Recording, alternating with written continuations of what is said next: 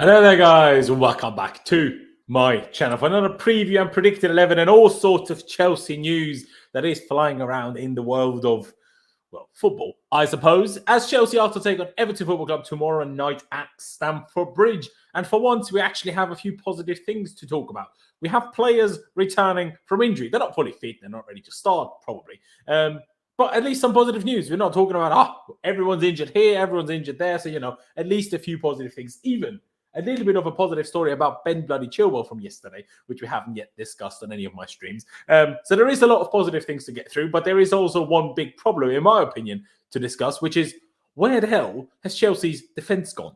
Because we haven't kept a clean sheet in 5 games, which before that, we hadn't conceded a goal in 5 games or something. That's usually the stat. We haven't conceded since this or since then. Do you know what I mean? And now we're just shipping goals left, right, and centre. 3 against Zenit, 2 against Leeds, 3 against bloody West Ham, 1 against Watford. Do you know what I mean? Like, just goals left, right, and centre. We need to figure it out. I mean, yes, on this channel, we sometimes sit here and love to just blame Alonso for everything, but it's not quite that simple. Right? We can't just blame Alonso for conceding goals. I know it's a big reason, but the other players need to make up for something as well. Come on. So there's a lot to get through today. Of course, we will discuss Everton. We will discuss the team that we would like to see be fielded. You might have been able to tell, slightly different thumbnail today. My graphics guy, Matthew, is unfortunately, or isn't unavailable, but his internet's just down. So we've got someone else to do it. Big shout out to Yusuf. Link is down in the description. But we are joined by 2 very special guests. As you can see, Mr. CFC Gem, of course, the host of GNA TV. Link is down in the description as well. Has joined us again. It's been a hot minute, mate. How you been? You good? Oh, well, thank you for having me again. It feels like it's been too long, is it? Feels like it's been a little while, but it's been too long. But yeah, thanks for having me as always. Brilliant. Yeah. Well, you excited for the game tomorrow? Has the Leeds game? It's difficult because we won, but we shouldn't have made it that difficult, should we? Yes and no. I do think the manager made it difficult, not just the players. But again, if you want me to elaborate on it, I could probably do that a bit later on once you've done your introductions. No problem. Brilliant. Sounds good. Hey, I'm always up for a controversial take because that makes conversations just more interesting. So I'm excited for that. But we are also joined by Mr. CFC Pies as we are ever so often. So as always, appreciate you turning up, mate. Similar question to you, I suppose. Obviously, you were at the Leeds game, so we didn't actually talk after. But how was that for you? Because, like I said, we weren't awful, but we just aren't quite on it at the moment, are we? Yeah, it was first off an amazing atmosphere, something that I don't usually get to say. Actually, surprisingly, at Chelsea home games, not gonna lie, it's not as good as everyone would imagine.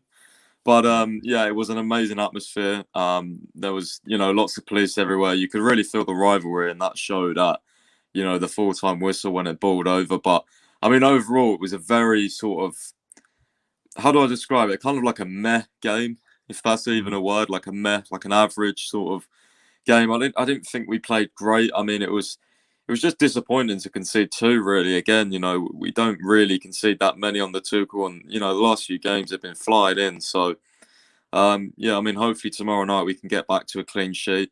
They've got Richarlison out. They've got a few players injured. So I mean, now is our best chance to put a statement win out there.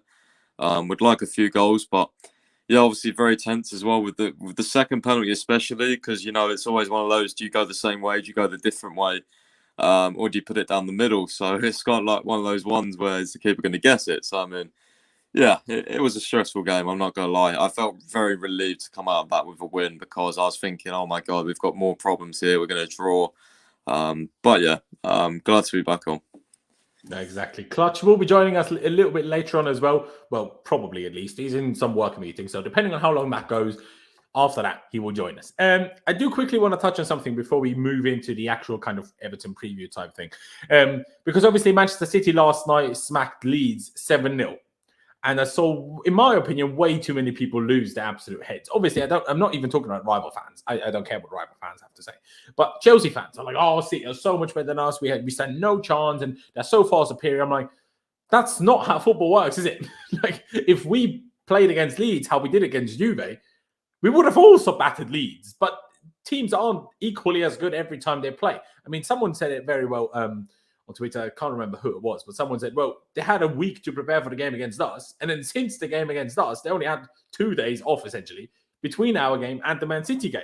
And obviously, how do Leeds play with super high intensity? So obviously they were going to be worse in a game 3 days after playing one of the best teams in ourselves. So people that say, because now, Leeds lost 7-0 against City and they nearly got a draw against us, that's why we are now awful and City are now amazing.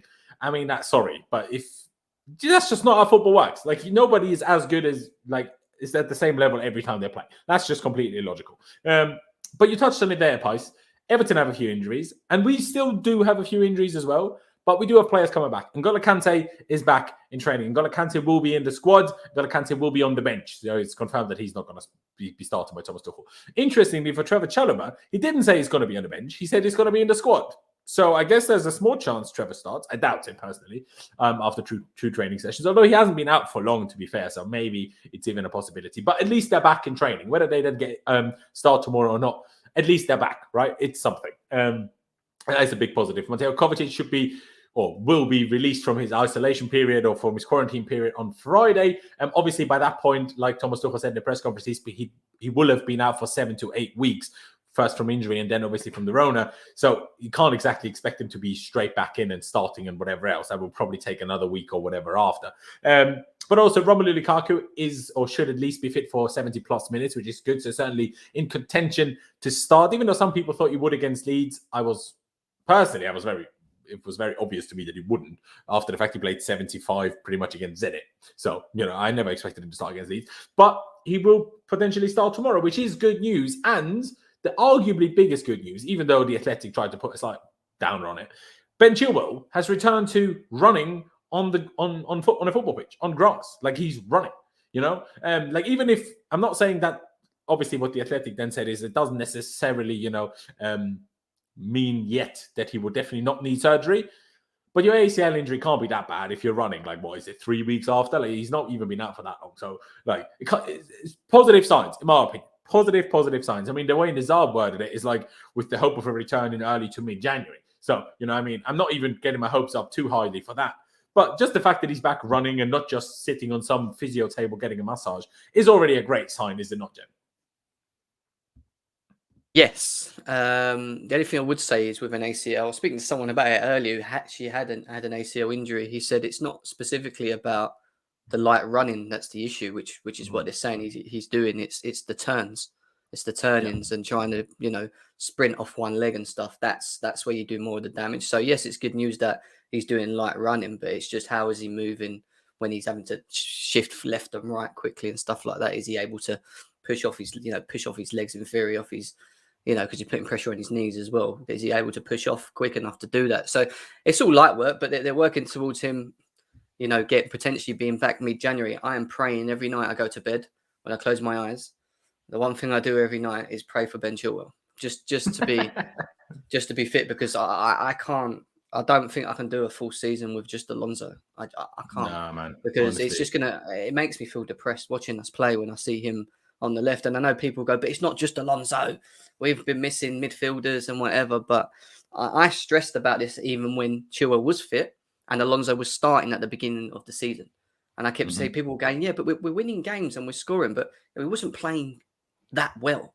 I expect, because the system needs its best players. And when your best players are on the bench, like Chilwell, for me, he's the best in that position by far.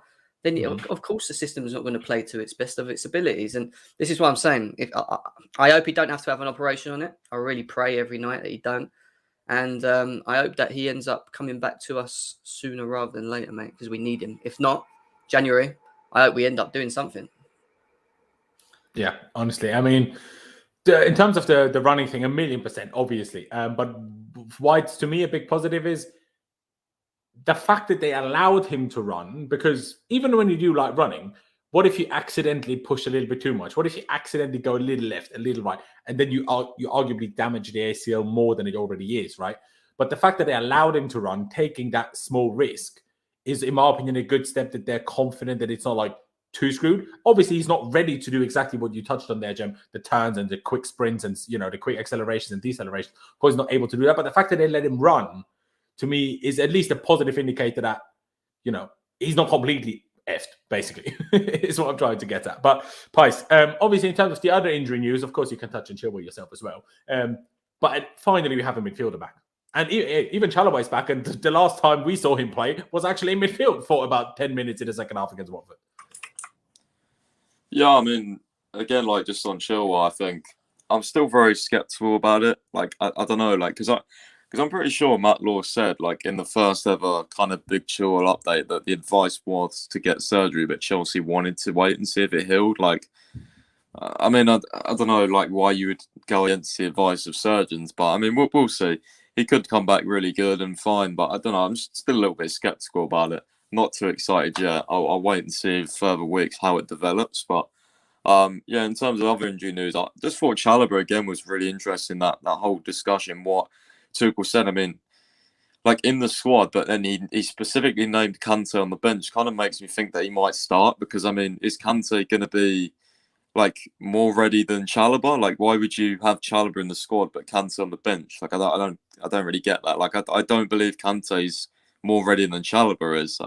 Maybe I'm wrong, but I just don't think that. But for me, when he said that, I took that as Chalobah could be on the bench, but he could also start. While Kante definitely won't start, he will be on the bench. That's how I took that. He's in the squad.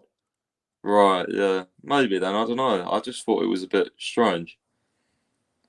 I mean, yeah. I mean, we'll see tomorrow. I presume he's going to be on the bench as well, but I still think Tuchel kind of left himself the door open to maybe start him because, like I just said, he only got injured against Watford, which is really not a long time. So he didn't miss a lot of training in terms of his physique wouldn't have deteriorated drastically from not being able to train properly due to the injury, which is obviously the big deal for Lukaku, which is why Lukaku couldn't come back and start straight away. The same goes for Kovacic now, and even for Kante to some extent because they've both been out for a hot minute now. But Chalobah hasn't, so should be much quicker to get him back to his actual fitness where he's capable of starting football games, essentially, which is the logic I apply to what Tuchel said, but I do understand why it could be interpreted slightly different ways, I guess. I guess it's a difficult one to call, but in terms of Lukaku, you excited for him to probably start tomorrow, Pice? Of course, bro. You know, I'm a big Lukaku fan. I think, especially against his old club, I think he's going to probably score, hopefully. I just want us to, not use him by like a lamppost. And I actually think in the last game, he actually was pressing a lot better. So I thought, he looked much more fit in the last game he played. A lot of people disagreed with me, but I thought it was very, very evident. The West Ham game, he didn't even move. And then Tuchel later said we shouldn't have brought him on. So I was like, okay, yeah, well, that just confirms what I already thought. He wasn't even fit. That's why he wasn't actually even fucking running. But I mean, yeah, hopefully in this Everton game gives him a lot of motivation to kind of really kickstart his season because I've always said this: if we can get Lukaku scoring goals, and we're gonna definitely be title contenders because we've got goals from other outlets as well, but not our main outlet yet on a consistent basis. So if that can all kind of stick together, I mean, yeah, of course we'll win games with relative ease. Hopefully, we just have to obviously not concede so many goals because I don't know what's happening with us lately. Like even the Leeds goal, bro. Like it was so. The second Leeds goal was so like unlike us. Like the way they just put 3 passes together and they was in. I was like, what's going on here? Like there was literally like a 1-2 touch sequence. Put a ball across the box and it was a goal. I was like, Chelsea, that's very sloppy from you. You should be cutting those passing lanes in the first place. You shouldn't be allowing them to link up. So yeah. 1,000,000%. I mean, we obviously touched on the whole Lukaku thing previously. To me, I still think you're being very kind to Lukaku individually for the West Ham game because if he wasn't fit against West Ham, there's no chance he would have been fit against Zenit to play 75 minutes. So he isn't fully fit, and he wasn't fully fit against West Ham, and he wasn't fully fit against Zenit. But like I replied to one of your tweets about this, I was like, well, if he wasn't fit for 45, he still should have been playing well for 20, and he didn't.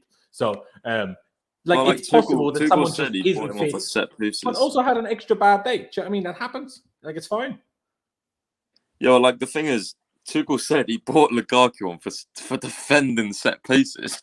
Weird, isn't it? Like, it's like, I don't understand why people... Well, first off, why you would bring him on for that. But second off, like, people were just...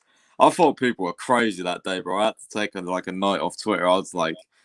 I was getting too angry with people, man. I was like, just chill out a bit. Like, Jesus, people were going crazy. Yeah, it was one of those days. Like I had it a bit with Ruben when we were sat here, and you was all slating Ruben after Watford. And I was like, I mean, I know he wasn't great, but it wasn't that bad, I thought. And it seemingly was slightly similar to that. Stripper, by the way, big up yourself. No worries. Big up for tuning in, though. As goes for everybody else. Cheers, you easy. Sorry if I butchered your name, but I try. And to everybody else, appreciate all of you, of course. Subscribe if you haven't already. We're on the road to 15,000 subscribers. Smash the like button for me as well. And to make things even better, we are also joined by the man himself, Mr. Clutch. Thank you for tuning in, as always, my man. First of all, how are you? And secondly, how are you feeling? A game tomorrow. Finally, we're back. It's weird playing on a Thursday, isn't it?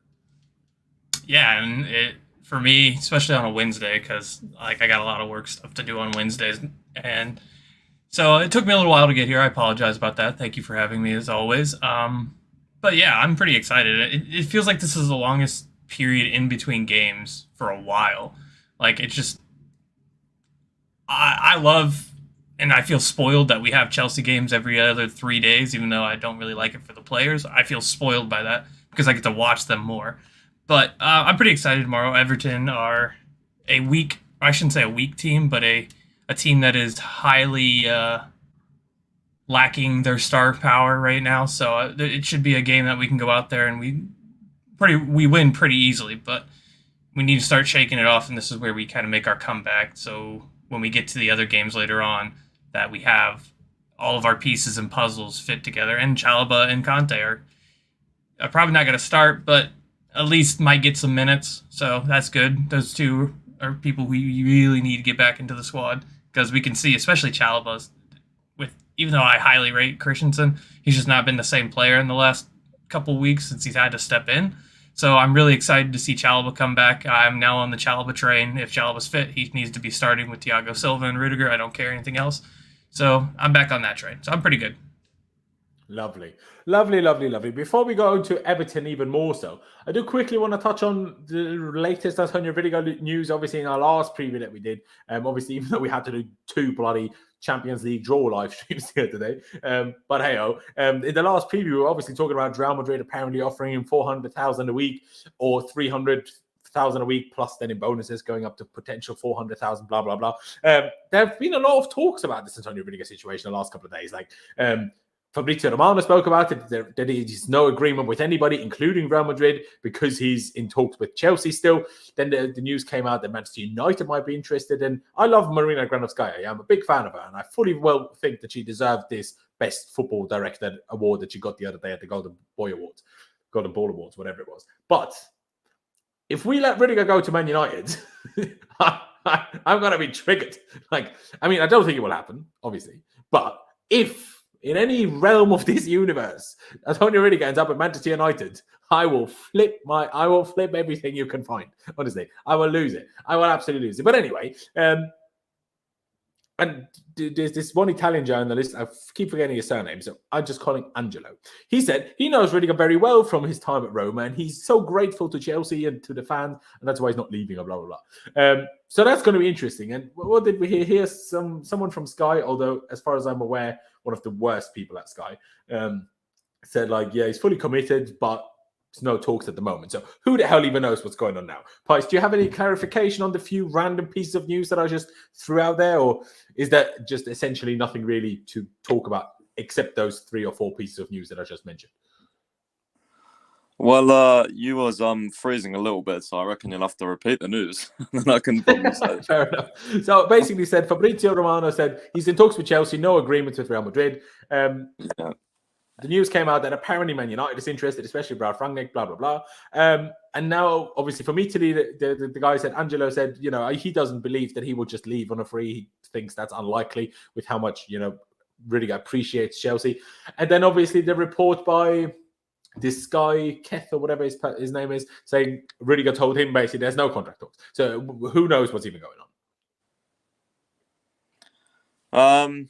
Well, I mean, in terms of the Angelo guy, like, overall, he's pretty reliable, but I think that's probably more his opinion. Like, he knows Rudiger personally. Like, he can love Chelsea as much as he wants, but yeah, I mean, at the end of the day, he is going to leave if he wants to. You know, if he's not getting the right offer, then he'll leave, obviously. So, yeah, I mean, Fabrizio kind of just wasn't really an update. He does a lot of those generic tweets. Yeah, and then the other, I don't know about the Sky guy, to be honest with you. I've not really heard of him. But to be fair, Christian Falk is pretty reliable for German players, so I could believe the Manchester United Rudiger links. However, I've just got a feeling that like negotiations with Real Madrid are like more further now, and it's probably just more like Rangnick's obviously interested, but I think things are further along the line with maybe one or two clubs. I think Christian Falk also said that his brother had an agents meeting with PSG last week or something. So there's definitely stuff going on behind the scenes for sure. Yeah, 1,000,000%. And I was talking about this earlier. Like, if we don't meet his general demands, whether they are now 200,000 or whether he actually wants more, and we've been misinformed by the media, if any of us are currently working for £100,000, our current employer is offering us £140,000, even though we asked for £200,000, and then some other club is there offering us 400,000, albeit in euros, but still, that's like £375,000. This is work for these people. Like, as much as we all love the football club, blah, blah, blah, this is not like their wife. This is not like their children or their parents. This is their work. If someone offered me more than double of what my current employer is offering me, I'm off as well. Do you know what I mean? Like, more than double. Do you know how ridiculous that is? Like, that's why I keep saying, like, I understand that we don't want to pay him 400,000. Obviously not. I even understand that we don't want to do 250. But 200 with the money that we're paying to some players, Timo, it's ridiculous that we've not like long sorted this out. Like, the fact that we've even put ourselves in a position where he can talk to other clubs and even have this 400,000 on the table to even tempt him to go away is a big L for the club in the first place. Like, we shouldn't have even let it come to this more. We should have just given him 200,000 in the summer before he ever spoke to any other club.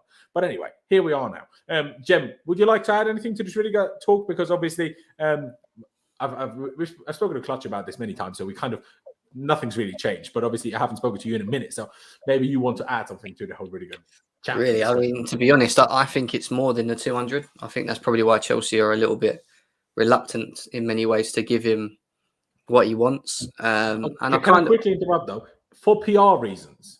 If he wants more than 200k, wouldn't it then still be better to offer him 200k? The media will then report we've offered 200k. Then the media will say he's still not signed a contract, so he's refusing. So Chelsea will look a lot better, because now with this leaving it at 140, Chelsea just looks stupid. You do know a lot of the times these tier one journalists and players will probably know himself as well. A lot of these guys know the news, but have just been told by the clubs not to say anything. So for me, it's more of a thing of they probably know more than what they're letting, they're letting on. And I just think we're very. I always say to, even when I have people come on mine, I always say we're very spoon fed when it comes to news about. Especially, players moving, going here and there, especially under Chelsea, because we know how Chelsea work. Everything's always done in the dark. You only got to look at the signings we've done in the past. The Kai Havertz thing, even though we was waiting for so long for it to happen, I thought it never was going to happen. And then bang, a week later, he's a Chelsea player. Like, do you know what I mean? It's very, everything's very left in the dark. And in terms of Rudiger, I kind of do get it to a degree. If he is asking for anything more than 250, 260, I can't understand why the board ain't giving it to him to a degree, only because I agree. I think that we have to look at the long run. And it's, Tuchel stays, cool. It makes sense. He'll play this system and you'll get the best out of him. Tuchel leaves and we've got a player on a 4-year contract or whatever, getting paid 280, 260. New manager doesn't play him or plays him in a different formation, don't get the best out of him. We're stuffed.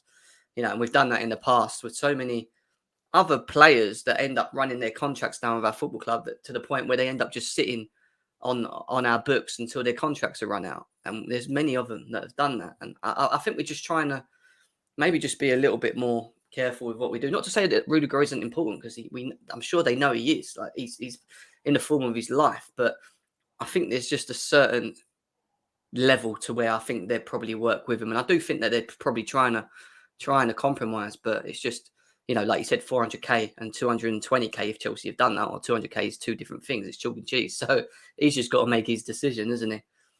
No, it's 100%. And I get what you mean with the whole spoon-fed for media, from the media about certain things.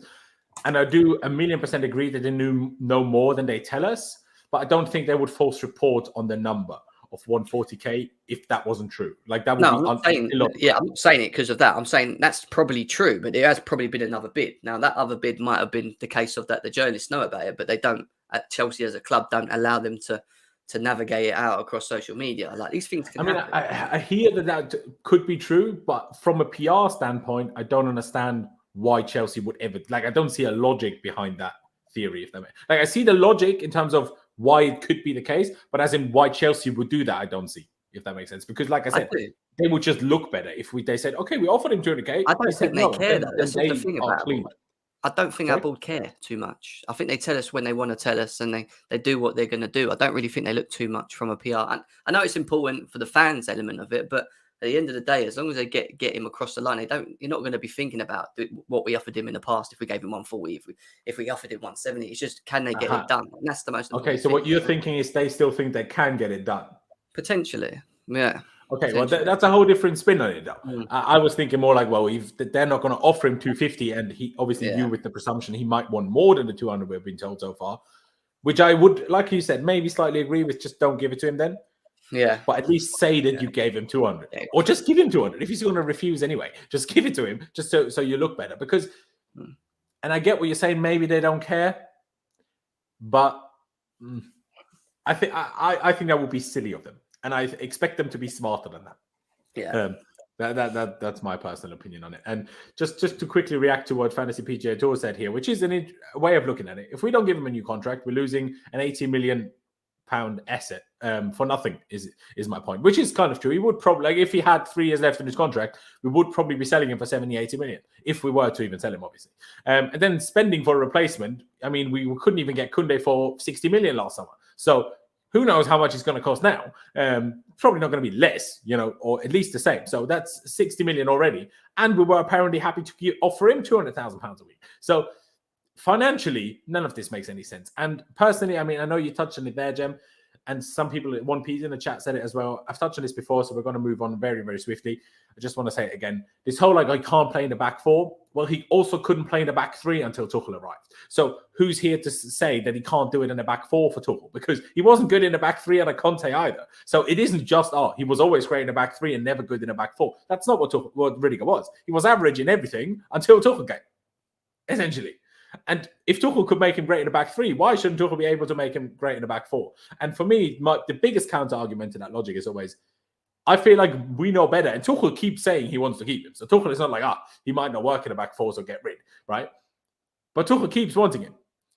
Why is it more likely that a player we signed from a different club in a different league, for most likely, more likely to adapt well to our back 4 structure than Rudiger?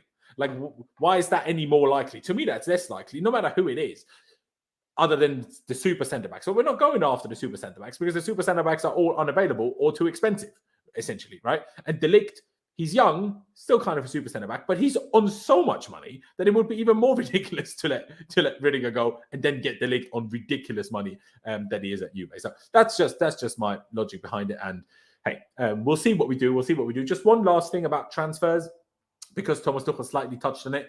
Interestingly, he kind of said in a press conference that we haven't really discussed bringing anybody in yet, because what we want to do is bring in players back, which to some extent I do see and do, agree with, because if Chile's back, we're okay, even though I would prefer a different left wing back up to Marcos Alonso. But the fact that he said that makes me, again, very confident that Chile will not need surgery, because otherwise, surely, I mean, obviously he could have been lying, but let's presume it's true that they haven't discussed bringing anybody in. If that is true, then to me that says they are confident that Chile's going to be okay, because otherwise we need the left wing back. I mean, Digne apparently was meant to start tomorrow, even though the last 2 games he hasn't started after apparently a row with Rafa Benitez. But now he picked up some sort of illness, apparently not the Rona as far as I'm aware, but some sort of illness which keeps him out of tomorrow's game. So hey, let's see what we're going to do at left wing back. But I would love a left wing back. Someone made a good point.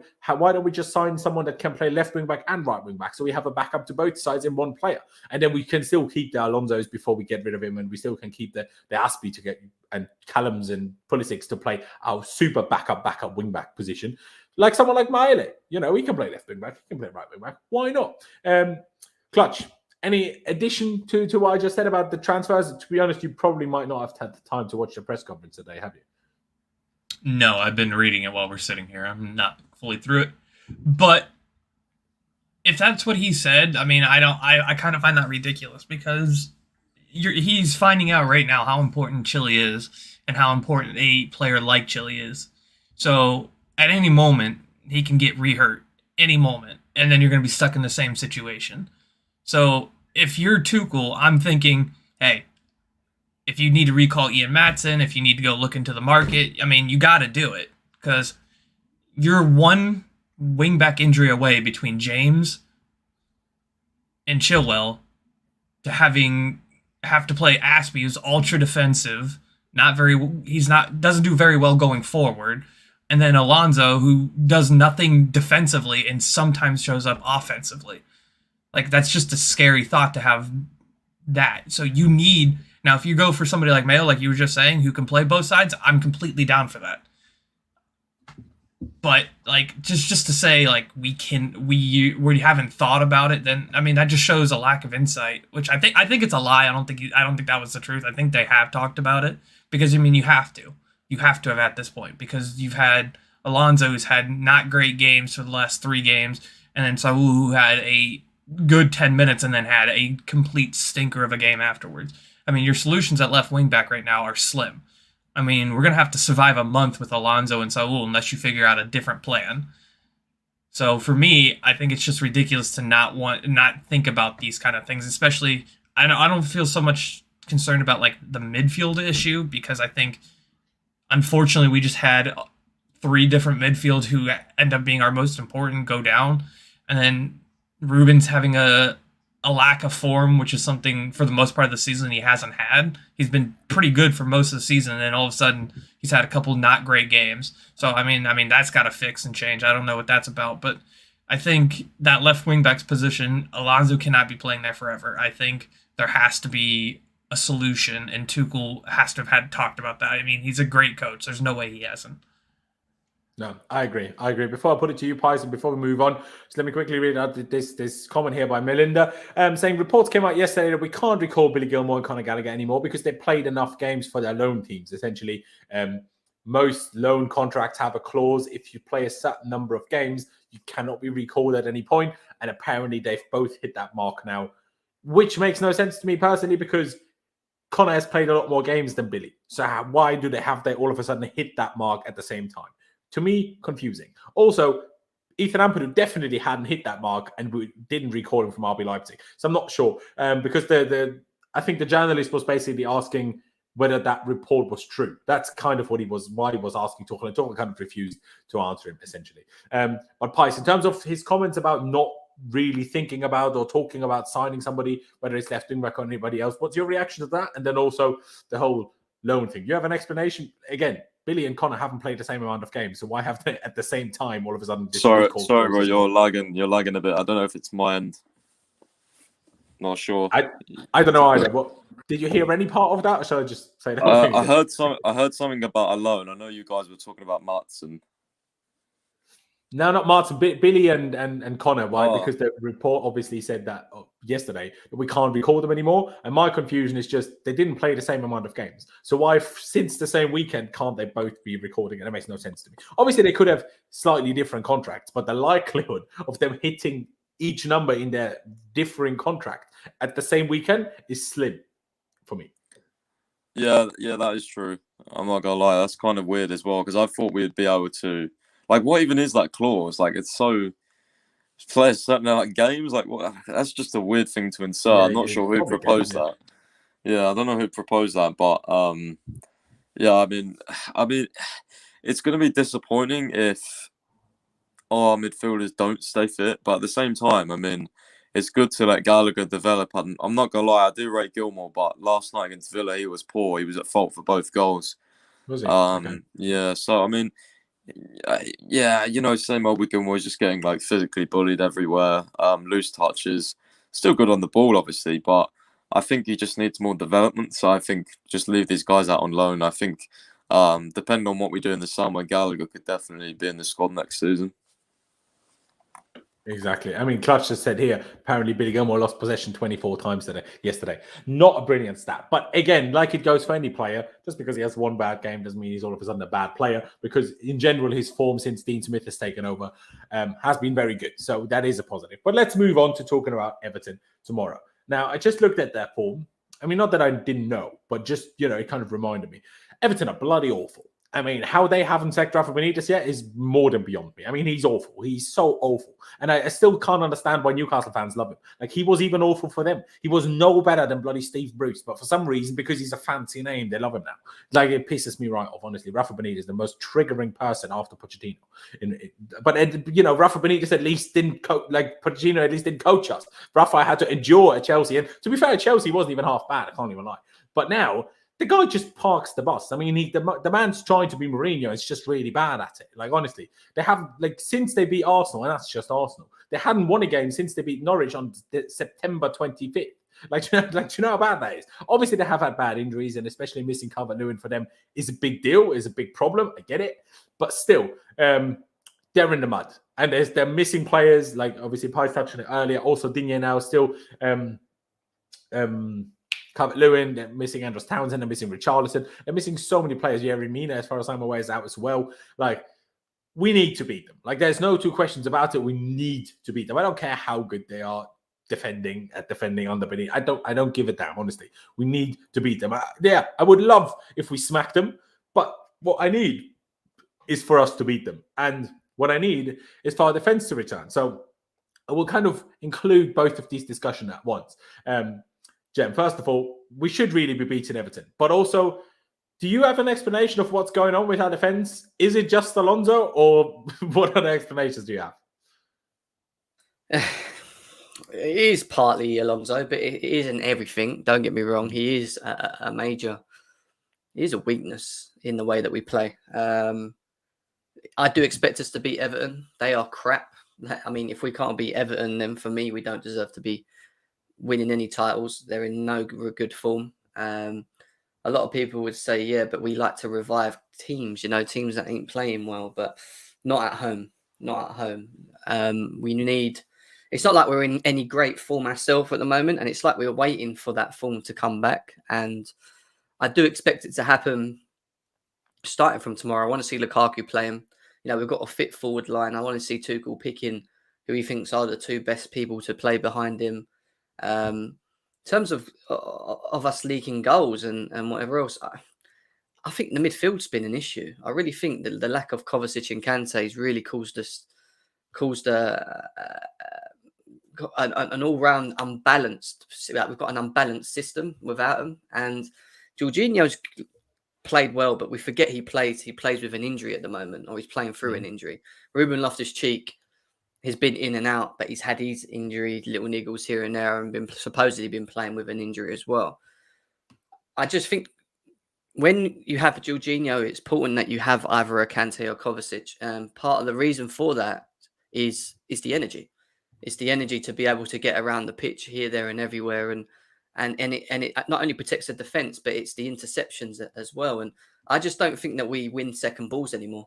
I think we struggle to win the second balls, and as soon as you don't win that second ball, it allows the opposition to build up play and create more against your defences. And that's why the likes of, even when Thiago Silva's been in the team, Rudiger, whoever's at the back, Christensen, have say suffered, but been under a lot more pressure in the last couple of games and conceded goals, because we're not winning the battles in the midfield. We're losing the battles in the midfield, and it's because we're disjointed. We tried Ross Barkley next to Reece James was it Zenit, and it was awful. I never want to see that again, because we know Ross Barkley's not a 6. We got Jorginho and Ruben Loftus-Cheek back, and I got a bit excited, and I was like, yeah, that'll be enough. We just need someone that can hold the ball and control the midfield, and we didn't. For me, we didn't control that midfield, and it's becoming more and more evident that we're missing energy in the midfield. And not that Jorginho don't give you it, because he does, but he's not getting around anytime soon. You need someone that can actually get around, and especially if he's as overplayed as he is, and playing with the slight niggle makes it even more difficult for him to cover for no Kante and cover.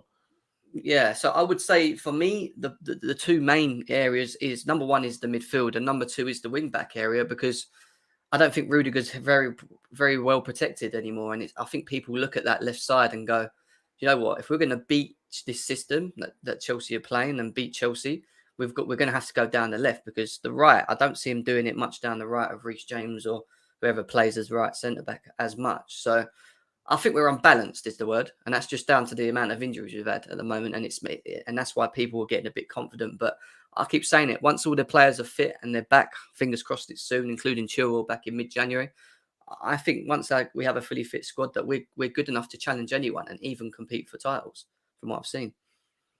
1,000,000%. I mean, I do agree that the midfield is part of the issue in terms of that we just lacked a little bit control. That's partly Jorginho probably not being 100% fit. That's Ruben kind of dipping a little bit in form compared to like a few weeks ago. But I also feel like, for me, it's not just that. I mean, yeah, obviously a lot of it is no Chilwell, but Alonso instead.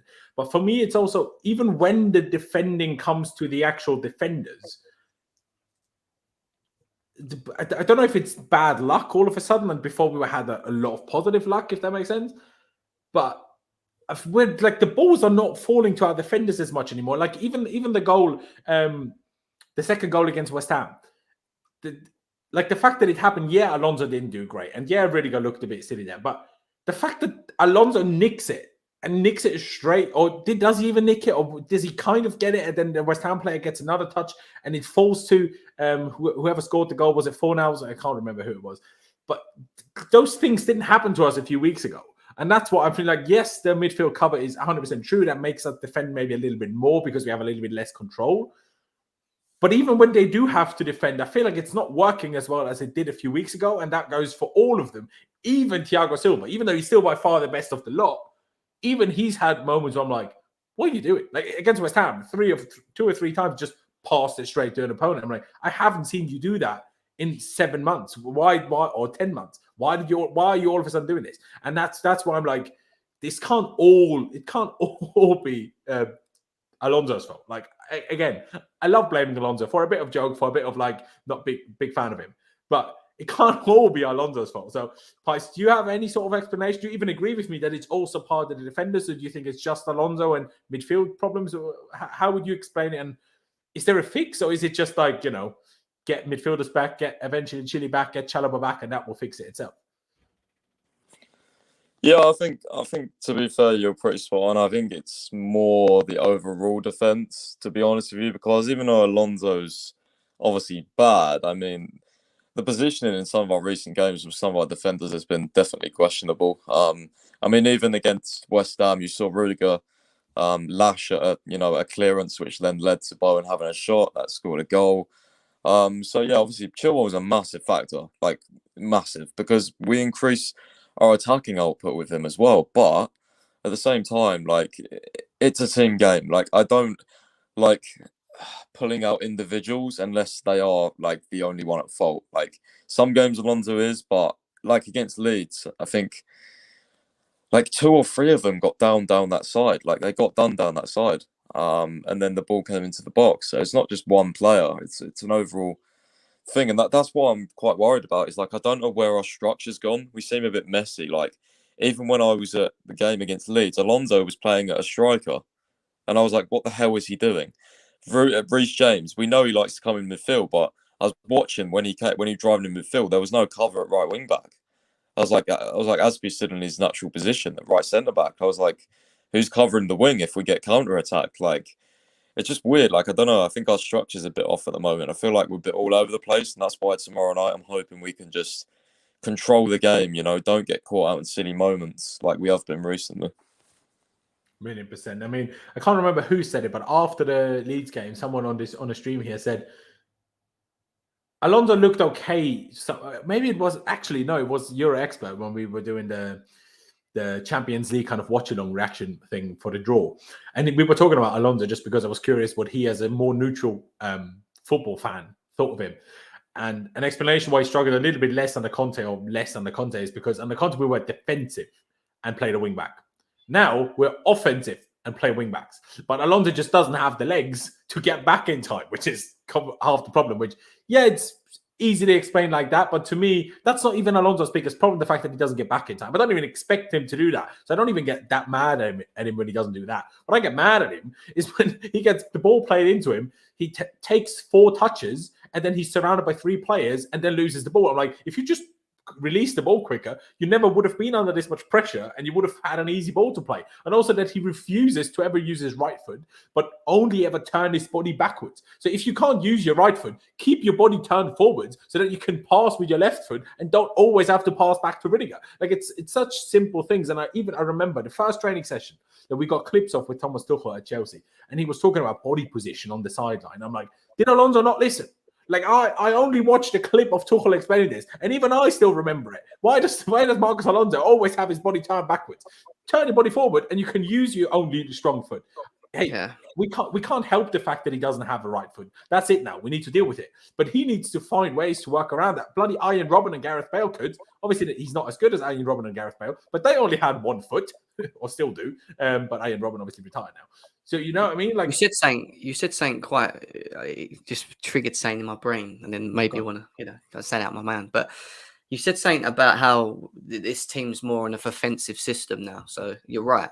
And that when you think about it, maybe part of the reason why we are conceded so many goals, and I've been looking more so at the possession rates from 0 to 90 minutes, just to see where they were compared to when we had a fit team. And you know that we're at the end of 90 minutes, we're only getting around 56% possession compared to the opposition that would be 44 or whatever else. Mm-hmm. Before, when we were winning comfortably and dominating games, we were having 60, 70, sometimes even 80% possession. So that tells you a lot in terms of how Tuchel likes to play. Maybe it's the fact that we just don't get asked to defend too much because we're always in control of games, that we don't, that we're not seeing it.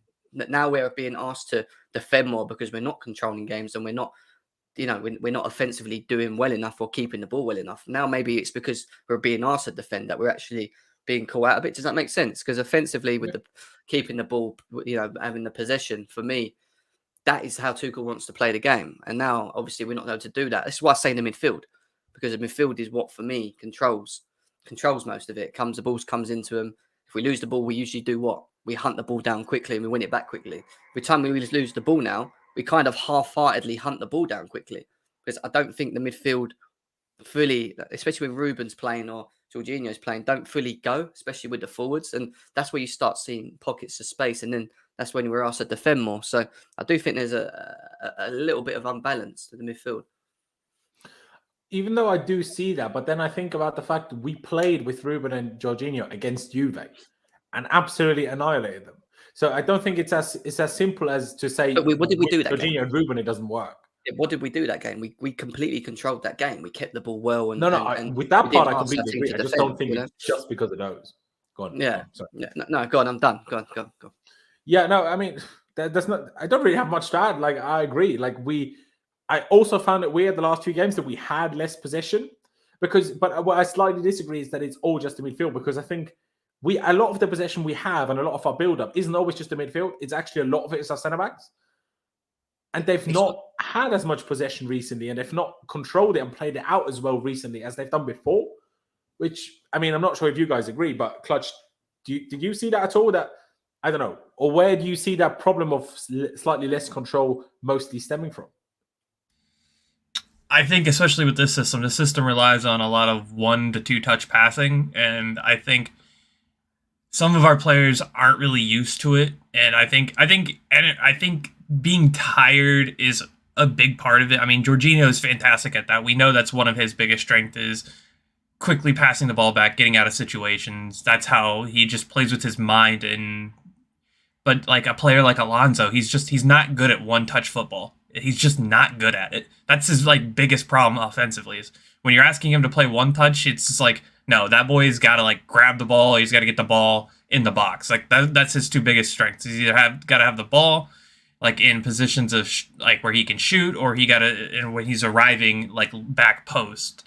He's not good at if you have to get the ball outlet to him and then he's got to make a decision where to pass it back. He's not good at that. That's just not his game. So when you take away that, and I think Jem is right on a lot of it because our midfield is having issues. The problem that we've always had is our attack has not synced for whatever reason. Those three front players they've not worked together.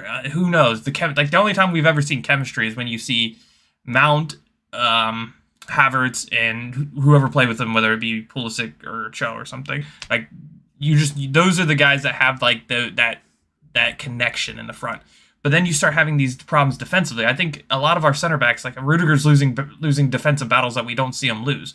Is that because he's got to think more? Like, hey, Alonso's here. Alonso's not as good defensively as I am, so I got to make sure I cover this guy and cover that guy. Is that maybe his problem?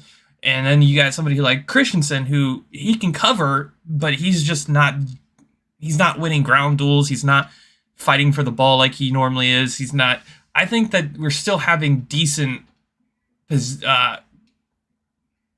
control within our center backs. I think maybe not so much Rudiger, but I think Thiago Silva is still creating that control in that back. But then you get to push it forward, and maybe it is the injuries that Ruben hasn't played very well. Maybe it is. I mean, we know it's the injuries. That's the reason why Jorginho is making mistakes, and we know that that's what happens. Is when he gets overplayed, he tends to make these mistakes.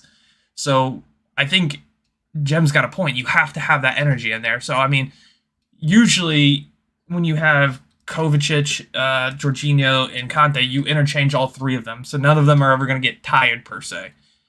Now we're seeing them when they're tired and they're not able to keep up. So that's why I keep saying, hey, we need to put Mason in the midfield. Yes, we're going to lose something in the front a little bit, but I mean, we have enough attacking players that it's not going to make a difference. You're going to have a lot of energy within the midfield if you put Mason Mount there. He's the one guy on this team who can run all day and never lose that stamina. So, I mean, for me, I think the solution is you need to start finding other ways because you're not always going to have these guys. Kante is going to be a guy that we're not going to be able to rely on all the time like we used to.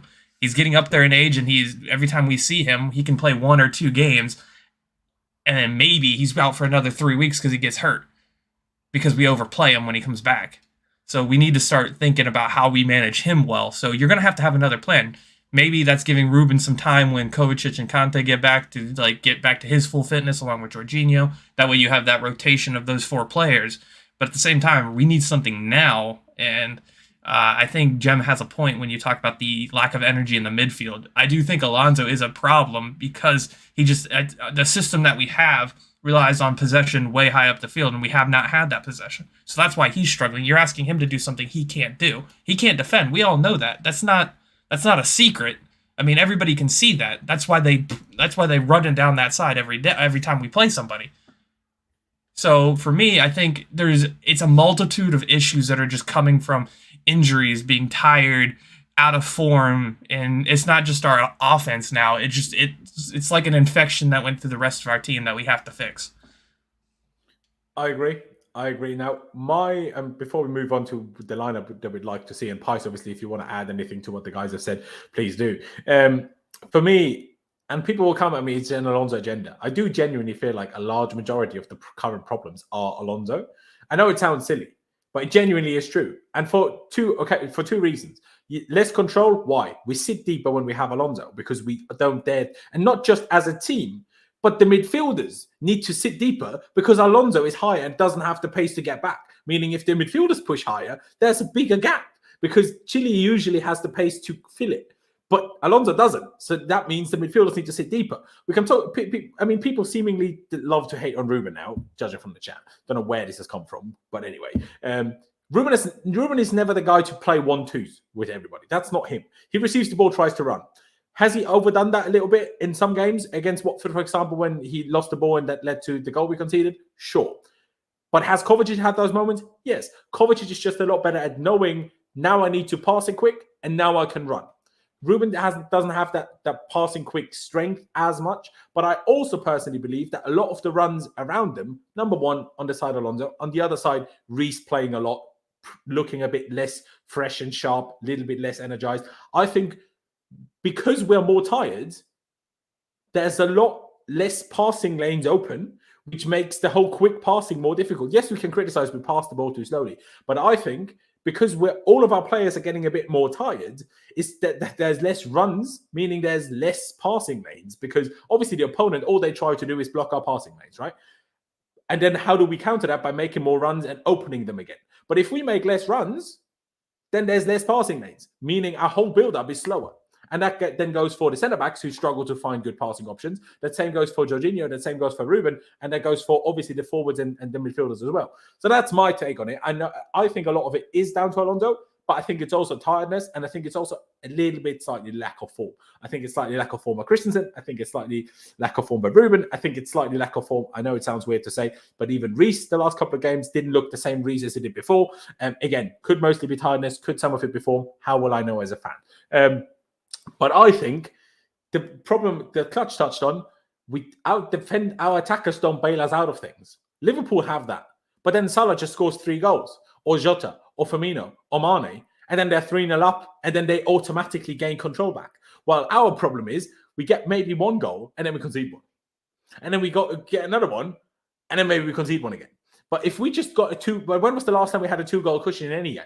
If we just get a 2 or 3 goal cushion in a game back, we're absolutely fine. We'll be flying. But it doesn't work quite that well when we only ever have a 1-goal cushion. And even Thomas Tuchel spoke about it. We somehow play a little bit differently when we're in the lead now than we did a few weeks ago, which is partly a little bit strange. And Pice, yes. No, I'm very much trying to get it done by then. Pice, would you like to add anything to the whole why we're struggling discussion, or shall we move on to the team that we would like to see tomorrow? I mean, I've been listening. I think you've pretty much covered everything. I can't lie. I agree with Alonso, especially. I think our possession is hurting a lot. And I think you can see that as well because, like, especially in tight spaces, I've noticed as well, you know. He loses the ball quite a lot and it's like, it's just not as fluid. So, yeah, I agree with everything you guys have said, to be fair. And also, one other thing. People obviously say it's not just, I mean, it is just Alonso, but teams know that Alonso is a weakness, hence why they focus on it more. Like, they know with Alonso, we struggle with pressure. Obviously, Leeds will put us under pressure all the time. But compared to any game at home and compared to any game away, sure, home and away is different in itself. But every opponent we've played, whether it's West Ham, Zenit, Leeds, whenever Alonso's played, actually, Alonso didn't play against Zenit. So that's besides the point. But the same argument goes for Seoul, let's be honest. They just put so much pressure on that side that we don't even get when Chile plays because they know Chile is more capable of dealing with it, which is half of the problem. But I stick with you, Pice. What's your back 4? Obviously, I presume Mendy's in goal. So let's just say what's your back 3, centre-back 3 for tomorrow? Rudiger, Silva, Christensen. Fair dues. I mean, I would agree, but I will put AC and Chalobah, because if Chalobah is fit to start, but I just don't know if he is, I want him to start. Honestly, like just throw him back in if he can. Obviously, if he can't, don't. But if he is capable, if he is fit after 2 training sessions, 2 days of training rather, please do, because I want us to look like we did with Chalobah again, please. But Jem, would you agree? Is that your back 3? Obviously, again, presuming Chalobah is not fit, it will be AC. Yeah, it'll either be AC with Silva or Rudiger. If Chalobah's fit and he's ready to go, I'd play him over Christensen. I think he's been pretty average, to be honest, recently. So completely agree. But one thing I will say, and I know people love Aspie, do not play Aspie at right centre back. I've seen that twice now. That does. I'm not a fan. That means he can't play whatsoever. Then where's he going to play? He can't play right wing back. What are you going to do with him? Yeah, sorry, then don't play whatsoever. I can't lie. Like we need to find form again now. When we're all in form and all 10 other players are in form, Aspie can play games, no problem. But not when we're struggling anyway, and then he comes in and is arguably worse than whoever's playing otherwise. So that for now, let's not do the Aspie thing. Like I love him, but let's not do the Aspie thing. Clutch, would you agree on that back 3? And would you even agree if Chalobah is fit? Would you even throw him in, or would you stick with Christensen regardless? Yeah, I probably would throw Chalobah in there. The only problem is he's been out for a couple weeks, so I mean, game fitness and all that. If he's fit to start, do it. I mean, he's not going to be running as much as like other players that might be, but I don't think he is. So it'd probably Christensen back there with Thiago Silva and Rudiger. I agree completely with Silva and Rudiger. If Chalobah's fit, play him. If not, AC. Exactly. No, I agree. And I mean, someone said it here, Fantasy PGA Tour, and Jester has said it a number of times. Aspie left wing back. Can't tell me Aspie is worse than Alonso Soul. And a few weeks ago, I drastically disagreed with this. And I have reasons for it. I don't think a left wing back should be an opposite-footed player, even less so if they're a defensive opposite-footed player. Like, I know Azpilicueta played left back under Jose when we won the league. That's left back under Jose. That's not left wing back under Tuchel. Completely different. Like, you can't even get more different if you get similar abbreviations of the position, right? But I kind of agree with Fantasy PGA Tour just said. Can he really be worse than Alonso and Saul? Like, even if he takes a little bit of our offensive game from us, I do believe we will have a little bit more control and a little bit more stability, which probably allows the midfielders and the forwards a little bit more freedom than we have with Alonso. So, I'll go to you, Jim. Is Aspi at left wing right? I know we just said, where does he start, if at all? Is that a shout just because I mean, we've seen how many games with Alonso now since Chilwell, and has he been good in a single one of them? No. No. So why does he deserve to play again? Shouldn't we at least try with Aspi? If that doesn't work, fair enough, then we have to go back to Alonso anyway. But isn't it worth trying? Because Alonso just doesn't justify to keep playing, does he? I don't think Aspi makes it any better, if you're my honest opinion. I think defensively, yes, he hasn't got the legs. So even if Tuchel says, look, I want you to go forward as well and support, then we're going to have an issue going the other way, because he's not the player he was a couple of years ago. Oh no, 1,000,000%. I would just presume if he did play there, he just wouldn't go forward as much. Yeah, I don't know. I mean, it's a catch-22, isn't it? Because there's no real answer to the solution at the moment, because we haven't got one. So we're just trying to put players in and hope that they can put in something a little bit better than what the other one's doing, which is not hard to do. But I don't know. So you would stick with Alonso then? I'd play Alonso, yeah. Fair. As much as I do not like the guy, I've stressed, trust me, if anyone don't like Alonso, I've not liked him since the beginning of the season. I didn't want to see him in the team. But when it comes to actually him understanding his supposed role position, this is his position. It's just that he doesn't do it to the level that Tuchel or Chilwell plays it. He does it to half that level, but he still understands that he has to get forward and he has to get back, even though he struggles to sometimes do that. I don't even know what sort of defense I've got here right now, but yeah. I hear what you're saying. I'll go to you, Pies. Do you agree that as much as Aspi would be something different, it wouldn't be any better? Or are you at the point with Alonso where it's like, just try Aspi? It can't be worse. It might not be better, but it can't be worse. Yeah, I mean, I wouldn't mind giving Aspi a go there, but I think we've got to be realistic. I mean, Tuchel said he's like the master of this position, Alonso, which made me vomit, but I think he will play. And to be honest with you, Aspi at left wing back, he's just too predictable, bro. He always has to cut in on his right foot, so there's no point playing him there. It will just look really awkward. And I think the one time we did sub him on, that was my point as well that I made. It just didn't look right at all. No, I agree, actually. The one time we brought him on, but then we brought him on late in the game when we needed a goal. I don't want that. That's why I want him to start there, because just start there. And then we just, help us have more control than we have done recently by being a bit more defensive than Alonso is. Yes, cost us a bit more going forward, but then play an actual left winger to still provide the width. Because, Aspi needs to cut inside and it's one-dimensional. But so is Alonso, because Alonso just doesn't cut inside because he doesn't have a right foot. So Alonso is equally as predictable because he always goes long. And then he's always easy to defend anyway because he's so slow. So is it more predictable? Is Aspi more predictable than Alonso? Probably not for me. But I hear what you're saying. But if it wasn't predicted 11, if it was your 11, would you try Aspi?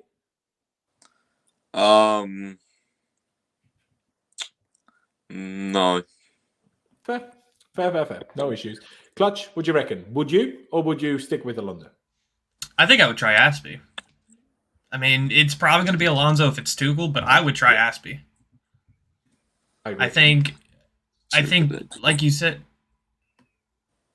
I wouldn't even have him push up because, I mean, for me, I'm not starting Ruben tomorrow. I'm starting Mason right there next to Aspi, and you're going to allow Mason to move forward a little bit, and he's not going to have that defensive responsibility as much because you have Aspi sitting next to him. And then if you play, like you said, a left winger in that left spot, you're going to have the width come from them rather than from the wing back. I think you can modify it a little bit to make it work.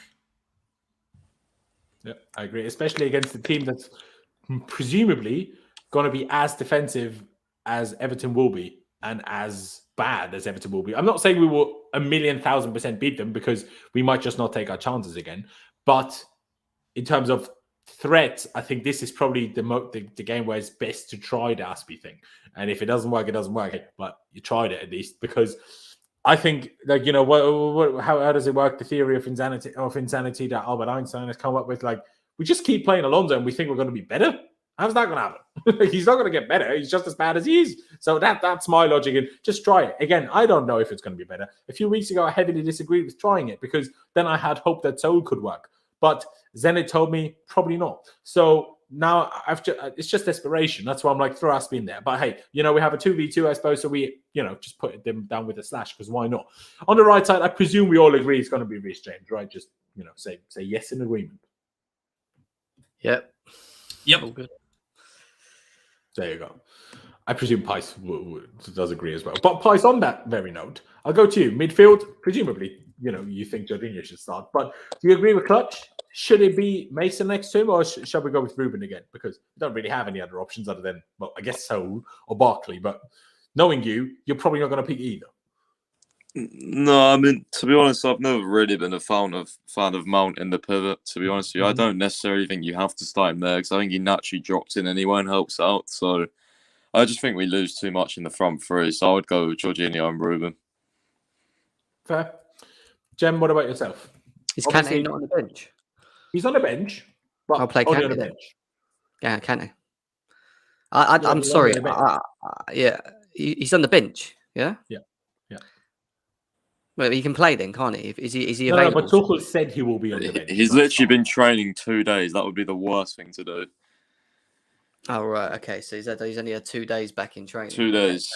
2 But days. he ain't going to start then, is he? He's going to get 20. I just want us to not concede goals and actually look a little bit more protected in midfield. So, yeah, I mean, if it's not Kante, then I would go with Loftus-Cheek, and another choice. Not much of another choice. To be honest, I wouldn't even be surprised if Kante doesn't even get minutes. Maybe 5 or 10 at the very end, if the game allows it in that situation. But I don't even think Tuchel is like completely set on even giving him any minutes. Like, the guy was out for nearly 2 months at this point, after just coming back from another small niggle before that. So, like, the guy basically hasn't trained properly in like 3 months. Do you know what I mean? So I presume he will need a little bit of time. I know he's superhuman and he's Kante, so he's probably the guy that gets to his best the quickest. But I'm worried that when we let him get to his best quickly, he's also going to be very quickly back on the, you know, physio bench being injured. So that, I'd rather be safe than sorry with Kante, because the fact that he, like, the status from a few weeks ago, and since then he's not played because he's been injured.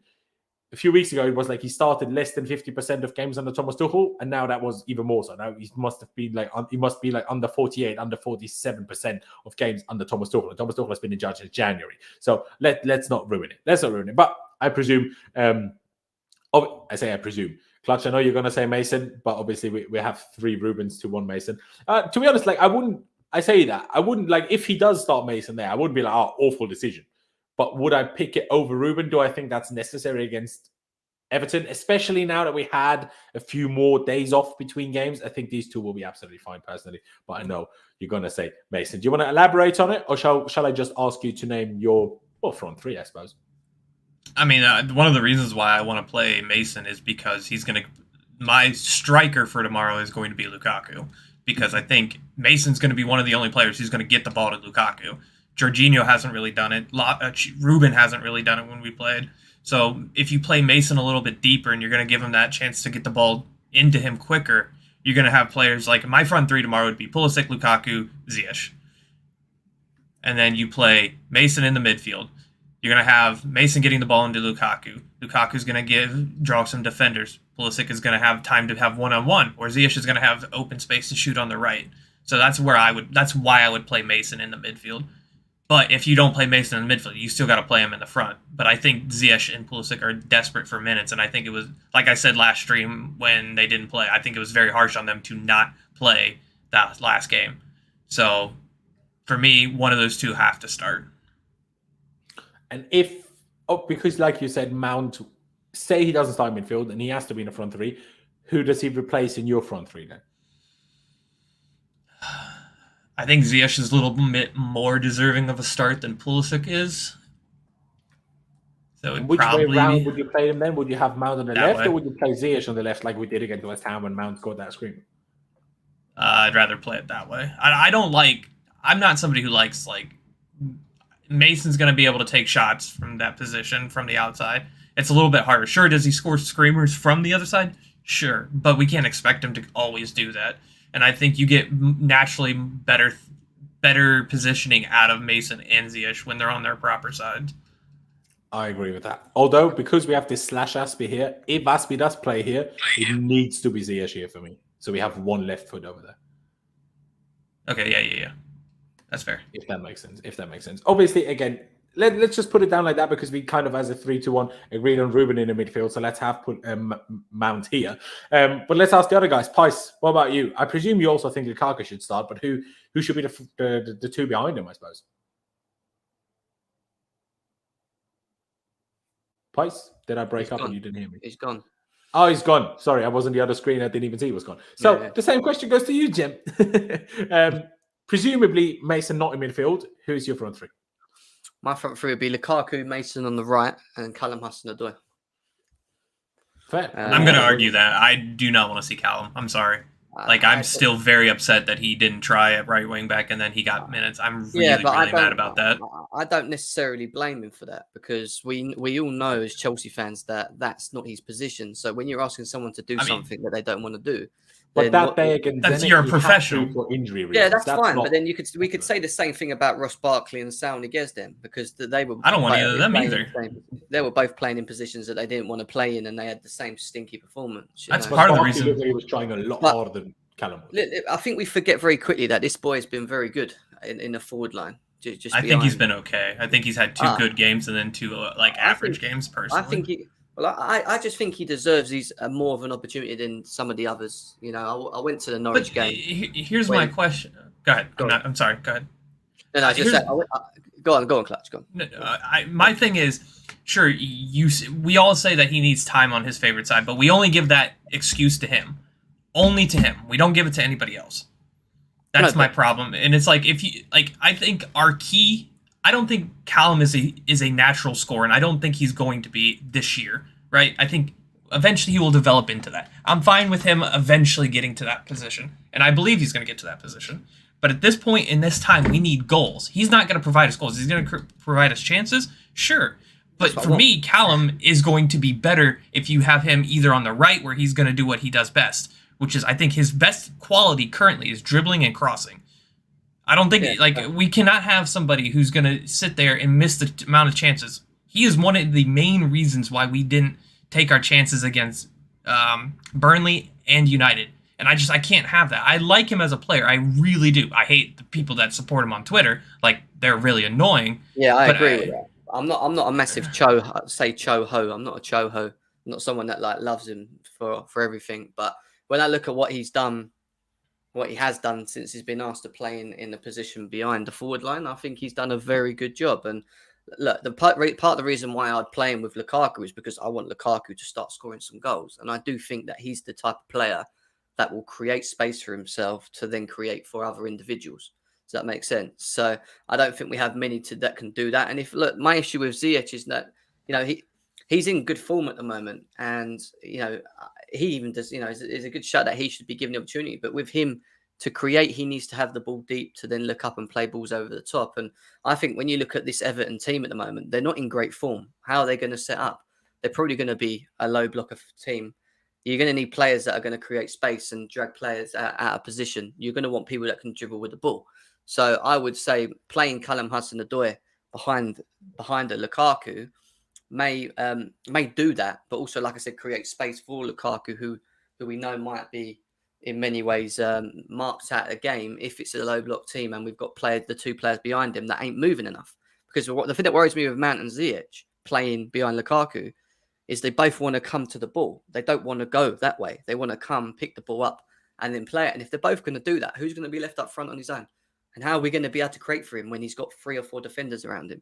That's why putting someone that can dribble with the ball and run into the spaces, I think would work better in this game. And I just think Callum Hudson-Odoi in that position has done quite well. So I'm just thinking on creating for Lukaku, if that makes sense, which is what I want to see. Yeah, I completely agree. if I'm being completely honest, Ziyech is not in my best front three. My best front three, if I'm thinking of how they all play together, would be Pulisic, Lukaku, Mount. That's the front three I want. Now, the reason why I'm not giving... If we're talking best playing together the best, Lukaku isn't in the team yet. Well, I think Lukaku has not found his pairing with the people that work the best with him. Again, I agree. This wasn't just criticizing Lukaku. This was just on the basis of who plays together the best. Lukaku hasn't played together the best with anybody other than Kovacic, and he's not fit. Yeah. I mean, I agree. And here's my thing. If you... Pulisic, for whatever reason under Tuchel, does not really get much opportunity in his position. Same as like Callum used to, right? If we see Pulisic, it's in right wing back or it's on the right side at attack. That's what we usually see him. We rarely have seen him in that same run of games that we've seen Cho have. For me, if we can get Pulisic back to that lockdown form where he has confidence, he has the support of his manager in the spot he wants to be, and we get that same player, he's going to be much better than Callum is right now. Much better. And we're going to have a lot more goals. And if you're having Lukaku, who's going to draw two defenders, I think Pulisic is a better dribbler. That's my personal theory, is he's a better dribbler than Callum is. But you're also going to get that. That's my thing. But that's the problem. He is not. That's the problem. Why is he not in better form if he's not getting time? I know, but Pulisic overall is a better player. I will never back down from that. No, I love Pulisic. For me, when he's on his day, he starts all day. He would start in the game for me. But the issue I got is we're going into a game where we ain't got we have to get 3 points. We can't. I mean, Man City winning yesterday, pushing away, 5 points ahead of us, tells me that we have to play players that we know were in some sort of form in their best positions. And when I think of Callum Hudson-Odoi in that position, just on the left, just behind, that's when we've seen the best of him. So I would just say give him a half if it's not working, or 50, 60 minutes if it's not working, then switch it. But this is the great thing about Chelsea. We've got a fit forward line. We think it could be this. It could probably be the complete opposite, and you'll probably see Havertz up front. If that's what Laurenz is going to pick, I don't know. We have to find out now. But yeah, it's an interesting one. Pies did have to dip very abruptly, but he did tell me his front three would actually be the same as Jem's. My thought, and I will stick with Lukaku, because as much as it's our team, we have to be realistic. Tuchel is going to start Lukaku, and then I kind of want us to discuss how do we make that work the best. Now, I think Jem made one good point. I think with Lukaku, Mount and Ziyech probably doesn't work. I agree with that. I do think you need the runner. What I think, if we're totally sitting here and trying how do we best create as many good chances for Lukaku as possible, and I know Jem might roll his eyes now, I think if that's our intention, Hudson-Odoi needs to be on the right, not the left. Because I think to get the best creator out of Callum, we need to put him on the right, not on the left, to get the maximum creator, because he can make those runs and then do his cutbacks and crosses into Lukaku from there. And I think he's better at that with the runner, being the runner, than Mason. He's had better performances off the left. Go on. He's had better performances off the left. When's the last time we've seen him play off the right? But not with Lukaku, because Lukaku was injured in that whole period. I'm now thinking, how do we create the most for Lukaku? Yeah, I hear that, and not just that. Even if the only other way I may agree with that is the link between him and James. He ain't going to get that with Alonso, which means he's going to be left isolated a lot of the time out there. Yeah, maybe that helps as well. One last thing I will say: the whole Callum versus Pulisic thing. I think Clutch made a good point in why do we only give Callum that leeway? Because we can make this very same thing we can say about Pulisic. When Pulisic plays recently, he's started one game left wing, I swear, or maybe two since coming back from his injury. That he was out for a long time, fair enough, but still. So he's playing right wing back, he's playing right forward, he's playing left wing back, and only started one game at left wing. Callum Hudson-Odoi started 8 games in a row, and I think all of them at left wing. So we can't say he hasn't had the chance. And was he in those 8 games good? Yes. But was he by far the most outstanding player that he can never be dropped again? No, he wasn't. So for that reason is, if we gave Callum those 8 games, and he was good, but nothing like the most spectacular player we've ever seen, shouldn't we at least give Pulisic that chance of a run as well? I think that. I'm not sure if tomorrow is the time to start that run. That's my thing. I think at some point he deserves the run as much as Callum had the run. Yeah. No, I agree. I love Pulisic. Listen, Me picking Cho's not because I don't want to see Pulisic in the team. I really like Pulisic. It's just I'm thinking about the 3 points, and I'm thinking about what I've seen currently this season and on form in certain positions. And the reason I just said Hudson-Odoi on the left is because every time he's sort of played there, we've played pretty well, and his link up's good, dribbles well, he crosses, he can use both left and use his left and right foot to cross the ball. His ability to do that is okay. There's been a couple of times where he gets in the box, I'm like, use your left, and he goes back on his right, and that annoys me. Don't get me wrong, he does it quite a bit, but I'm not sure about his left foot crossing, but I'm sure. But he's got both, hasn't he? He can do that and shift it one, and maybe just do a little dink to the back post with his left foot. But yeah, you know, Pulisic's can do, but that's it. Pulisic's fine for me. I like Pulisic, and I'd love him to play tomorrow. But is it risky doing so and say he doesn't have a good game when we need to have a good game?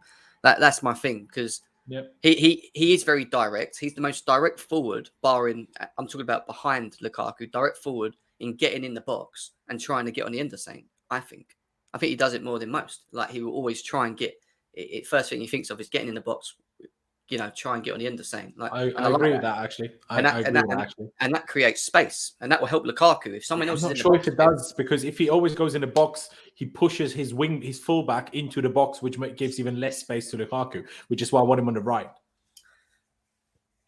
Well, you took Pulisic or Hudson-Odoi, you're saying? Both of them coming off the left, they drag whoever their defender is, their right back. They drag another player into the box, into kind of Lukaku's way, in my logic. So that's why I want to Callum on the right, so we have a runner on the right as well. It depends if they 2-on-1 him. If they're on the break and he's got the left back on him and Reece James is overlapping and he plays him. And, we do it a number of times where we play it down the wing and then you'll see us sprint in the box. On that's the right, what I want to see. Exactly what I want to see. But without Chile, it's never going to happen on the left. Yeah, that's true. It needs to be on the right. You know what? Mason Mount playing on the left would probably be a better reason just to cover blimmin' Alonso, who can't run anyway. So if we do lose the ball, at least Mason Mount will come back there in that space and pick it up. Although we say that, who's the guy playing wing back half the time? Bloody Callum. So who knows? I mean, again, if I go back to the argument that or the point that you made, Jem, in terms of let's just create as much as we can for Lukaku. If that's what I'm aiming for, I'm not starting Ruben. Just because I need Mount in the team, so then I'm starting Mount here. And we had this whole discussion, Pulisic or Callum. If I want maximum Lukaku, I'm paying both. Because then I have a runner here, and all of a sudden Lukaku isn't with 3 centre-backs for bloody ones, or 2. Yeah. All of a sudden he actually would have a tad space. But I think even one runner might not be enough for that. I think it might even need 2. Yeah, because we don't get it from our wing-backs, especially on the left side, which was what we had from Chilwell and James, right? I mean, when they both play, the great thing about these wing-backs and why I say they're so important, integral to this system, is that they overlap the forwards, and that creates space. So, do you know what I mean? They will go forward. They will go in the box. Sometimes Chilwell was a striker, but then he would be on the left wing to pick the ball up, to cross it, and then Reece James will come in, and, they gave us so much. Do you know what I mean? I don't think Alonso does that. He'll try and get in the box, but it's just how long does it take him? 10 minutes or what to get there? You know what I mean? So it just is what it is. But yeah, look, it's going to be interesting, isn't it? Whatever we end up doing, this is the first time I think for Tuchel since he's been at Chelsea that he's had every player up in the forward line fit. So he has options. He does have options. It's going to be interesting. Imagine if he just starts Havertz tomorrow. That'd be mental. But I would kind of rate it. And I mean, the chat has been saying Pulisic has been awful or Stripper. I said it. Yeah, he's not been as good as I wanted him to be as well. The only really outstandingly good thing he did was when he came on against Zenit, and that game he was playing right wing back. Even though the moment he created, that in the end obviously led to Timo's 3-2 at the time, was when he shifted over to the left, even though he was right wing back. Someone asked earlier, where's Werner in our team? Well, watch the last game back, and then you know where he is. Yeah, I think it's a little bit harsh on Werner, to be honest. I'm not going to lie. You asked him to play on the left wing. He's not a left winger. Like you saw the game before that. Yeah, but surely you know that. Did you not see the game before? He needs. To be honest, I think he needs to play as a second striker, and to do that, we have to switch to a 2, like we have done, and just leave him up there with him, and just let him run around Lukaku. That's what I think gets the best out of him. When you ask him to just stay out in that corner and limit his movement, and we know he's not technically good enough to hold the ball up and try and do Ronaldo skills. That's why I say, like, when Chelsea fans start moaning about him on social media, I'm like, what did you expect? Like, he can't do that. But let me say one thing though. While we have Alonso at left wing back or Aspi, or doesn't really matter, as long as he's not Chile, we cannot play a front two because we do not have a left side. So we need a left-sided winger. So whoever plays in the left, I agree, it probably shouldn't have been Werner. But at the same time, he bloody scored 2 goals and got an assist. So, like, but then last game, shocking. Do you know what I mean? But whoever plays in the left needs to play a bit of a winger style because Alonso doesn't have the legs to be up and down all the time. So that's kind of half the issue, is it not? Yeah. I think... We go back to blaming Alonso for everything. Yeah. I think we know what we're going to get out of Timo. You're not going to get this player who's going to be useful for 90% of our games. He's going to have like 10% where he's going to be facing the type of team where he can actually make the runs in behind. A lot of people are just going to defend him low. So and he doesn't have the technical ability to get past anybody to make anything happen of it. I think we know what we get with Werner. And sure, playing him against like your cities or your Liverpool is fine. I can be okay with that. But at the same time, you're going to get more out of Lukaku and Havertz anyway. And I don't think Werner should be playing in those inside forward positions. And I don't think we're going to get that same level even if we do put him to a 2-striker system because they're just not going to. The defense isn't going to do what they need, what he needs them to do to have the positions to run in. But for like against it. Like there is games where Timo works, but Everton is not one of them. In my humble opinion. I mean, Stripper, appreciate the £9 donation a lot. Although I must be completely honest with you, don't really know what you're talking about. Pulisic for Kai Boss, especially because you say boss a lot, and I don't really know who you always mean when you say boss. But also Kai isn't even in our team right now. So again, I'm not sure Pulisic for Kai, or do you mean Kai for Pulisic? Which I mean, it's something to talk about if you want to. But Havertz just hasn't been good in these behind the striker position, especially off the left. I'm not a fan of him.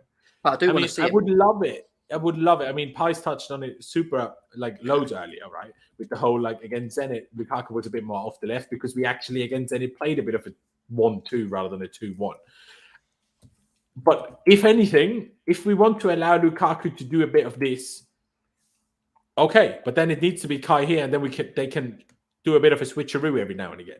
Maybe that's something to think about, but I think we can only think about that once both of them are actually fit to play 90 minutes. Because while Lukaku is only fit for 70, I don't want to play Havertz as well because I want Havertz to come on for him. So, yeah, that's why I'm not starting Kai Havertz. But I think at the end of the day, we're never going to come to a complete conclusion anyway. The leader of the channel, yeah, boss. All right. Learned it. Now, I mean, I get that. But again, the policy, anyways, I appreciate it a lot, Strip. I appreciate it. We're not going to come to a full conclusion about who we want because we have 3 different opinions. It's all good. And at the end of the day, none of us can decide what Thomas Tuchel starts anyway. We'll just have to wait and see for tomorrow. But what I can ask you, boys, and I'll start with you, Clutch. Score prediction. What do you reckon? 3-0. 3-0 Chelsea. I so hope you're right. I so hope we get a clean sheet. I don't think Everton have anything to do anything. I don't even know. But is Demarai Gray is going to be the only player that's going to have any sort of threat going forward tomorrow? Richarlison's out. Calvert-Lewin's out. I think he said Allen can play, but he's not. As well, yeah, Allen is unlikely. Yeah. So I think Demarai Gray is going to be the only player that's going to have any sort of ability to impact the game, and I don't think he's going to be able to do it over any of our defenders. So I think we're going to keep a clean sheet, and we'll end up putting 3 past him, whether we get back to defenders scoring, Reece James scoring, I don't know. But I think we are going to put some goals past him. Hopefully, because I thought the same thing about threat about Watford. And look at that game. So, just they're still all Premier League players. So, if we are bad, they will still cause us problems. I'll go next, Jem, and I'll let you go last. I'll go 2-0, just because I don't see us scoring 3, if I'm being perfectly honest with you. Just because Everton are going to just block it so much and just park the bus so much that I don't see us. Our biggest struggle is breaking low blocks down. So I feel like us scoring 3 without Chile and Reece, both of them, unlikely for me. But as long as we keep a clean sheet, I'm bloody happy. So, Jem, what do you reckon? I just want to win. We're not in any real great form to be saying 3, 4, 5-0 at the moment. Yeah, I do think that it's coming soon. I do think we'll find form again. I would go. I agree with you. I'd go over 2-0. I would go for the Lukaku brace. 2 goals for Lukaku. Hopefully, we get him some goals to get him going again. And for me, it's just about keeping a clean sheet as well. That's more important for me because we haven't been doing that, and we need to build up that confidence again with the defence and Mendy as well, who's a little bit. I know Tuchel come out and said that he's lacking confidence, isn't he, at the moment? But I don't know why specifically. But yeah, I want to see Mendy building up them clean sheets again, mate. I agree. And hey, even if I think it's unlikely, if I'm being perfectly honest with you, a brace by Lukaku, it would probably be the best thing that could happen to us as a club and as a fan base that we need right now. Keeping a clean sheet and Lukaku getting 2 goals would be big for us in terms of, taking a step in confidence and blah, blah, blah. So I think it would be absolutely fantastic. And exactly what Stripper just said. Ladies and gentlemen, let's get to 100 likes. We're close. And we have over 160 people watching still. So get down below, smash the like button. Doesn't cost you any money, barely cost you any time. And it really helps me out with the algorithm, even if you don't know what that means. So just trust me trust me. I don't take my word for it.